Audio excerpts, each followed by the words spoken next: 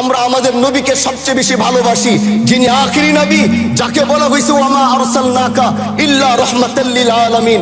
আমরা বারবার দেখছি কিছুদিন পর পর কারা যেন কিভাবে এসে আল্লাহ নবীর শানে কটূক্তি করে, নবীকে নিয়ে অশ্লীল ভাষায় গালিগালাজ করে। এই দেশের মানুষ নামাজ না পড়লেও যদি কেউ নবীকে কটূক্তি করে তার কলিজা ছিঁড়ে যায়, সে রাজপথে নেমে যায়। আমি বলবো যারা নবীকে কটূক্তি করে, নবীর নামে গালিগালাজ করে, এদের মৃত্যুদণ্ড, এই আইনটাও যেন বাংলাদেশের এই সংসদ থেকে পাশ করা হয়।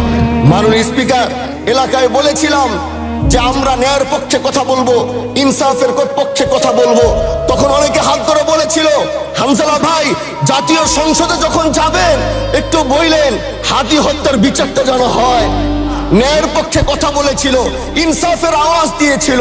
আমাদের মতোই যুবক মাননীয় স্পিকার, তিনি এই যে স্বপ্ন বলেছিল এক সুন্দর দেশ করবার, রাস্তার ভিতরে সেই স্বপ্ন থামিয়ে দেওয়া হয়েছে। এই বিচার যদি না হয় তাহলে আমাদের মতো হামজালাদের নিরাপত্তাও রাস্তায় কেউ দিতে পারবে না মাননীয় স্পিকার।